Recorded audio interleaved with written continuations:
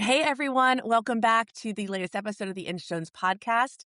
I have Jessica Patay here today of the We Are Brave community of caregivers and mothers aiding, building support communities across the country for the caregivers that sit in this wildly crazy, beautiful journey of special needs motherhood. Jessica and I were put in touch by a mutual friend who also is on a autism motherhood journey herself. And when I met Jessica a few months ago, I guess the beginning before the turn of the year, it's wildly apparent to me that I get to do what I do in sharing and pushing along the Instones mission because of women and mothers like Jessica for what they built before I did. So Jessica, thank you so much for being here today. Thank you. What a wonderful way to introduce and set this up. Thank you, Sarah. That was very lovely. I mean, I like to dive right in. Can you share that personal story and what led you into this special needs autism community? We Are Brave Together. Sure. So my second son, Ryan, was diagnosed at 5 weeks of age with a rare genetic disorder called Prader-Willi syndrome. And he's the one who made me a caregiver. He's the one who is helping me recover from perfectionism. He is the greatest teacher, as are all my kids. I have 3 kids. I've been married to Chris for decades. And we have a 25-year-old Luke. We have Ryan, who has Prader-Willi syndrome, who's 22, almost 23, and our daughter Kate, who is 20. Early on in our journey, I mean, frankly, we were so scared when we got the diagnosis. Nobody around us had children with disabilities or medical diagnoses or anything. I had one friend across the country who had a daughter with severe, profound autism. Mm-hmm. She was across the country, so I had nobody in my world, nobody in my family, and my husband and I jumped right into support groups and conferences and education and training all around Ryan's diagnosis. So early on, it was very clear how important it was to have a mentor and to have community. Mm-hmm. People in similar circumstances that get it, that Yeah. get you and can validate your wondering and your what ifs and your worries and your angry days and your resentful days and your beautiful days, all of it. Mm-hmm. And so that just was further confirmed in me how we all need community. And I thought eventually, what if I create something and moms can just show up? They're exhausted, they're isolated, they're overstimulated, they're overscheduled. What if I just create something and they can show up and know that they're in an authentic, supportive, loving, validating community? Well, it's not lost on me, and I know the majority of mothers and caregivers that are in the listening community here. There is no price tag for the luxury of being able to walk into a room knowing that every bit of you on your journey is validated and understood in some capacity. And I think that's one of the most primal, beautiful ways that women connect. And they're what I call a life luxury, right? We all wish and would, if you knew that what that feeling would provide for you in moving forward, as I always say, like making that next right choice comes because of moments where you feel seen and heard as a woman and mother, specifically in situations like of the children that we're raising. Yes. I wish we could bottle it up a little bit I and sell know. it to them ahead of time, because moms are so afraid to get together with other moms because they think it's just going to make them more sad, that it's going to Mm-hmm. bring the reality of the diagnosis, disability, Mm-hmm. lifelong caregiving, just weigh them down. And yes, when we share our stories, can it be heavy? Of course, it can be Of course. heavy. But there's a way to protect our hearts. We can walk Mm-hmm. into a support group, a connection circle, a meeting, and say, I have a big, beautiful heart, and I don't have to take on everyone's pain. There's a way to Mm-hmm. guard yourself before entering that and be open, be willing to share, be willing to be an encourager and validator and have your story validated and supported. So I just wish there was a way, like, if you I just know knew to the bottom. I know. I wish we could feeling. take something for that. But I think you hit on something that I don't think is spoken out loud, and you verbalized it so beautifully, is that there is a fear of taking on as deeply emotive caregivers and mothers the pain of others that are walking Mhm. alongside us. And I Yeah. think that containment is so powerful in the most appropriate ways where sharing actually will free you from that, I think. I think the more in which you do it, it actually has a counter effect. The fear is that you're going to Mhm. carry it all. The reality is that it actually probably, dissipates and dissolves that fear Mm. once you're in the room doing the work. Yes, yes, and the other thing that we think is we're so afraid to feel our feelings. We're gonna be forced to feel our feelings when we get those things, which yeah, it's true. We Mhm. hide in our busyness and our overscheduling, and we numb away the grief and the fear and the worry by just being busy and busy and busy. When you get there and you do feel your feelings, so many moms will say, I'm so sorry, as they start to cry and we pass around the tissues and we say, and we are brave together. We don't apologize for our tears or our anger or our Nope. resentment. Like you're allowed to feel all your feelings, but Mhm. research tells us that we heal only by feeling our feelings. We're only more Through. energized when we actually emote and express and get it out of our bodies. Right, right. I mean, that's the beautiful part about tears and that's what I like to call just the self-baptism, right? There's a reason why it's salt water pouring out of your Um, eyes, just like the sea, right? mm, Well, I like that. we could talk forever about the things that, We Are Brave Together does in the circles around the country and the retreats. What I want to ask you about is your latest, and I believe this is your second book, correct? It This is is. number It is. 2. And Yes.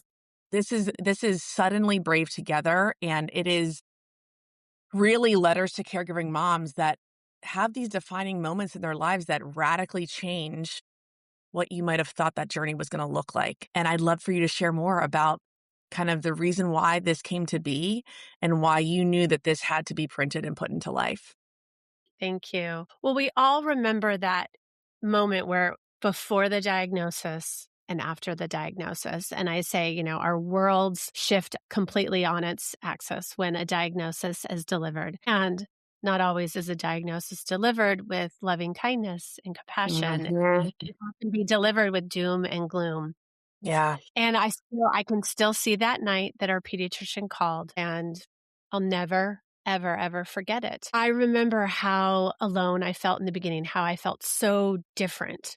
Nobody Mhm. else is going through this. I feel so alone. But once I had a mentor and once I attended my first support group and I realized I'm not actually alone. There are people I can reach out to. Mhm. There are people who are here to support me and comfort me and answer all my questions. Mhm. It's just so scary when a diagnosis is delivered. You go into worry mode, fear mode, wondering the what ifs. You don't know Mhm. how it's going to play out. Like you don't know, okay, here's this diagnosis. There's a spectrum of this diagnosis, whatever it is. Mhm. And you don't know where your child's gonna land, and you so badly wanna do everything and anything possible for your child, and yes, I agree, let's do all the interventions. Ryan, saw so many specialists his first few Mhm. years of life. I should have counted how many appointments we had. Then we had OT, PT, and speech therapies at home the first 3 years. It just so much, and yes, we have to do all of those things to help our children, support our children, help them get to inch stones or milestones, whatever it is. But we also have to radically accept where where they land, where they're Yeah. going to land in their life along the way. I mean, it's kind of a process of ongoing radical acceptance. It is, and that's something that just gonna to radical acceptance is such a through line for me because as you talk about all the feelings and all the emotions, I kept reminding myself, and I hear you saying this to those that you are in community with as well and build in your platform. I always remember thinking, I woke up again. Like, how did I it was this juxtaposition of like, I can't survive this. There's not a chance. How am I going to survive this? There's no way I can keep doing this. And yet I'd wake up and I'm a sunrise lover and I'd see the sun and go, I get to do this again. I don't have to Mhm, do this. I'm not walking through pain. Like, I get to keep doing this. Like, I'm breathing. I'm waking up. I get to open my eyes. I have a voice and you get really conscious about the power of now and the power of mhm, the next right thing. And I think that's what you're about all this is that it's so overwhelming. And yet here we are mhm, another day. mhm. Well, with our first book, Becoming Mhm. Brave together. It was really, it's just a book of caregiving stories, different caregivers from, representing different diagnoses and ages of children, 22 stories. And it was really to shout the worth of caregivers and caregiving and to raise awareness about extreme caregiving. The Mm-hmm. purpose of Suddenly Brave Together is really like community in the pages of a book. It Yeah. is a mentor. It is somebody reaching across Yeah. through the book with a hand saying, "You are not alone." And Yeah. I've journeyed this. So the book specifically is written by moms of adult children. So these are Mm. moms who are seasoned, experts, savvy Mm-hmm. moms, share their wisdom, share their experience, their own personal transformations, the highs and lows. Again, I'm all about honesty and Mm-hmm. vulnerability and being raw. And this book is that too, just like book number 1. So it's 30 letters from seasoned Mm-hmm. moms sharing with newer moms, younger moms, moms new to a diagnosis and are grappling with that. I think all parent caregivers would benefit from the book for Mm-hmm. sure. But the intent and the vision behind this book was to reach, to Well, as know the someone who, disability. I mean, I don't listen to a ton of podcasts, but one of my favorite ones is Wiser Than Me by Julia Louis-Dreyfus, because she's like, I don't want people that are going through this with me. I want to hear the survivor stories. I want to hear the women that have come before in any capacity. And that feeds my soul too. And like these kind of stories of women and mothers who even just 1 or 2 years and then 5 years and then 10, and you absorb the heart of the tenacity, of that vulnerability, of that removal of shame through the process, that you can do this, you get to do this, that finding support is nothing to feel like as a weakness. It's actually a real strength and will fill your cup so deeply when you do. And you said too, this is for all women and all caregivers as well, because I think it's universal, but obviously the niche and the intent is to women and mothers with special needs children. Well, let's just all say together collectively that parenting is hard. It's hard. Parenting is hard. We And were why is it sold something hard? different in the '90s though, man. We were sold something different. We were sold something different, but and I remember years ago when I was talking about how parenting was hard and somebody challenged me on Facebook, like, "Do you not know my life? I mean, you're a Yeah. parent too. Parenting is hard." It's hard Yeah. because we care. It's hard because we care how we are doing as parents, how our kids are doing. What are we getting right? What are we getting wrong? What are we doing horribly wrong, right? We care Mhm. about our children, and I think what appeals in this book is for anyone is that we all have a moment where we think, I can't do this. Mhm. I was not meant for this. I'm not patient or I'm not organized or I'm not Mhm. savvy or, I'm not the right mom for Yeah. this kid, whether they have high support needs or none. Parenting is challenging. We're always having to learn. We're always really having to learn how to take care of ourselves, but nobody talks about that. Mhm. It gives you permission to take care of your own mental health and realize there's so much that you brought into parenting from your own childhood, your own Yeah. anxiety, your own stories that do inform the way you parent. What's an example? I give this example a lot. I Okay. can share with you. I grew up in a family that I did not come from from very humble beginnings, but my parents really focused on travel. Like we traveled. My parents were teachers, educators when we were traveling the world on a real budget and staying in hostels in Germany when I was in 10th grade. Yet we were in Europe. And for me, that's ingrained in me. So guess what? We travel, we go. And it was regardless of my children's diagnoses and their sensory needs, we get out there and we travel. And I know that that's not baked into everyone, and that's okay. But for me, that was modeled, and that's deeply part of my childhood. That yeah, there's massive modifications, but we still do Mhm. that. So maybe that's Mhm. an example of that. No, that's great. That's a really great example. I think another way that this book really connects is just emphasizing the power and importance of community because all of us are living in this isolation pandemic and we think we're so connected because of social media. I know. We're not seeing each other's faces and hearing each other's voices. A FaceTime call, a Marco Polo, a video Mhm. send to your thread every week, which I do with 2 groups of friends. We send a video Mhm. every week. Been doing this now for years. Love it. That is a boost to your mental health. Mhm. And we need to come together in person. We need to see each other physically. The overscheduling and the achievement culture and all of that really doesn't lend itself to necessarily coming together. I mean, maybe if your kids are in activities or teams or clubs or things like that, Mhm. or with other parents. But otherwise, you can live a very isolated life as a Yes. parent, and it's not good for us. It's not good No. for us. If the pandemic taught us anything, we are not meant to live, love, work, Mm-mm. earn, or caretake in In isolation. isolation.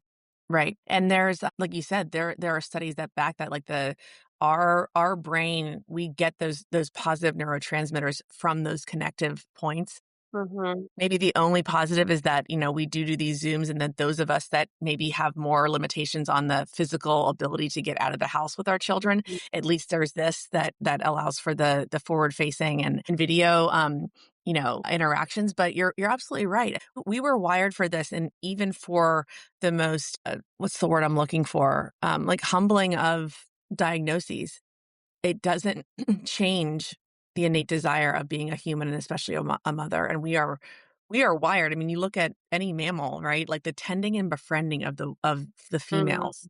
Mhm. I think it's one of the most beautiful things. I was talking to someone recently about how, or she told me this, that when a mother elephant gives birth, the other female elephants, like, huddle around her afterwards. I said, and then I just happened to, like, pass, like, a silly little Claire's boutique in my town, and there were, like, elephant earrings, and I was like, "Gosh, I should get some elephant earrings to remind me about that." Because, like, it's so true. Like, this is innate. This is what women, we do so well, yet we create unnecessary friction to the things that we are wired so beautifully to do. And I think that, what you are all doing, and being such a beautiful catalyst to those innate, intuitive processes of women and mothers and caregivers, is so profound. Thank you. Thank you. Something too, while I say that, our organization is also always thinking about what about the moms who are unreachable? What about even if we Right. had a connection circle in every city, across the world and we offered retreats in every city across the world, there are moms who can't leave their lives. They Yeah. don't have the help. Their children are too fragile, whether psychologically, behaviorally, or medically Mhm. fragile that they cannot leave or they don't have the support to able to engage in, those offerings. How do we reach Mhm. the Yeah, book? The book is giving you a sense of community and a sense of totally. belonging and a sense of validation. And I see you, I support you, I'm here for you. And so that is, also what I hope for this book, that it gets into the hands of moms that are so isolated, that aren't able to jump into, groups, meetings, girl Retreats or whatever. Yeah. retreat, whatever it is, whether it's us that's offering or any other organization. I'm always thinking about that mom. Yeah. Well, I mean, it's so true in that, even in the moments where you think you're so isolated, there are ways to connect. And that is even in taking the stories and fellow caregiver, like, chapters like this, because what a beautiful reminder that even in your darkest depths of despair or isolation or inability to get out, you become transformed by the gratitude of even hearing the story of another. And I Yes. think that, again, what a gift reading is in general. It's, I think, did we just finish National Reading Month here across the nation? The Dr. Seuss, I don't Yeah, remember. that's right. But I always find that to be such a powerful reminder of Mhm, what reading gives to you. And it can give community. I love that mindset shift. It doesn't have to be fully mhm. engaged one on one, it can be through stories. Jessica, tell us more about how, beyond the book, beyond what you can, take away from both books of yours, how can people get involved in the retreats and the circles around the country? So one, just make sure you join us. We are bravetogether.org. Membership is free. Almost everything we offer is for free except for our retreats, but we subsidize heavily. Mhm, Um, our 4 offerings are connection circles, which is what we call our support groups. You can go on the website, go under gatherings and look mhm, under virtual or in person and see where we are at. mhm. Have about 30 connection circles now. Amazing. across the country. Our retreats, we started off in Southern California, but we have those across the country now. Our goal is to get to each region of the country and have 2 or 3 retreats in those regions per year, like maybe up to 15. We're up to Mhm, about 8 to 10 retreats per year right now. Again, if you're a member of We Are Brave Together, you're going to get our emails mhm, about our retreats. You'll be able to find out more, find out our policies and procedures. What a retreat looks like is you show up on a Friday afternoon and check in to the retreat home, and we have snacks waiting for you. We have a goodie bag waiting for you. And then we do an opening intro session where everyone just gets to share their story in about a minute. And then we break for mhm, dinner. We have some get to know you games and times together, and then free time. On Saturday, there's a couple of sessions led by our retreat speaker, who's usually a coach or a therapist. And it's all intended for mental health education. I mean, when mhm. do we stop and pause and think about how we are doing actually for a weekend? And then how can we get some practical tools to take back to our everyday life? We try to balance group time with hangout time and rest time. And then we check out on Sunday. We have a final wrap up session on Sunday and check out by 11. Mhm. We are now offering 5 scholarships per retreat, and we only charge $350 for 2 nights housing, 5 meals, unlimited snacks, and a goodie bag and speaker sessions. So Amazing. again, we just are relentlessly fundraising, shamelessly fundraising so that we can make these weekends accessible for moms. That's phenomenal. As you look ahead, what is your hope for how this community of mothers continues to grow and support? Because you have a massive plate and so much going on. What is your vision for this? What do you see it looking like and evolving into in the future? Well, I definitely see expansion. I would also like to do retreats abroad. And I think, Mm, we'll get there. We have had some connection circles abroad. I'd like to have more for sure. mhm, Um, and, I just want more and more offerings for moms who are stuck at home and can't get to a retreat, can't get to a connection circle. What can we do to really fill their bucket or mhm, educate or empower them in a way that they can apply to their everyday life? I definitely want more books. I would love a book with dads, moms, and mm, siblings contributing caregiver stories. I think that would be amazing. I think we need to get the dad voice in there. I think the yes. sibling voice is really important. We are doing our very first couples retreat this year. I would love to see that continue. And again, Mhm, though, I know that that's going to be for a privileged few couples who actually have help for both parents to be able to get away. So that's like a little ouchy, because I don't yeah. want it to be the truth, but that is the truth. Mhm. So I do hope that that takes off, and we've tried getting dads involved, but I don't think the dads really know how much they need it until they Yeah. show up. Well, there's As such a a partner. different again, I wish I could go back and get like if time were not a thing, right? And it was just a Mhm. free commodity that I had at all times to go back and get a PhD in like evolutionary biology because the way in which dads process anything in parenthood is so wildly different, as it should be, right? There's a polarity to mothers and fathers in so many different ways. And I think I don't know, I guess my algorithm is leaning towards this. I am seeing more and more, as I like to call it, the dadvocates, that are Yes. sharing more and more. And I think that, but the roots of their processing and the pain and the grief and everything is so different than Mhm. how women, than the moms do. And I don't think that's a bad thing.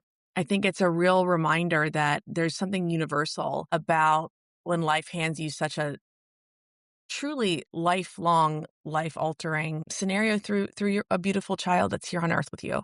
And I think that, like you said, the radical acceptance, it does look different for dads. It really Mhm. does.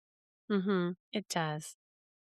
Also, when I think about the or dream about the future, I'd really love to have an arm of We Are Brave to get into advocacy just because, we don't have the services and the Mhm. supports that and systems that we need in this country. Yeah. We don't. We don't. That's And something that so that is my like one of my most largest illuminating missions for Inchstones is that because mm, at the end of the day, these one-on-one connections and support groups are the reason why we can actually begin to challenge the systems and say, wait a second, How are we able to not become a vacuum and just keep going around in circles when obviously there's a lot of pain attached to what's not Mhm. being supported? What do you, I know it really is, there's federal, there's state by state, but you know, I always hope that there's just more respite care provided Yes, for the most yes. profoundly affected families, because as you mentioned before too, like nervous system regulation is not just for the child. And I believe as mothers, we are the core of the home nervous system, right? So if we're not regulated and we're in such hypervigilant, constant systemic stress about Mhm, truly in the caregiving role, mhm. we need to talk about that on a systemic level and what We respite do, can do to balance that out. we do. I wouldn't be here today if we hadn't Yes. had respite caregivers No. for the last, Yeah. 12 years. And Yeah. even before that, there is no way. You know, when I talk about, true self-care and fighting burnout Hmm. to prevent burnout and compassion fatigue, that's all well and good, but the systems are rigged. So it's, Hmm. if Hmm. you don't have respite, if you don't have a way to take a break, Hmm. uh, and I don't mean a break so you can go do laundry. I mean a break so you can go do something that lights you up, or brings you peace. Yeah. You're going to Respite for burn out. laundry can feel hopeless.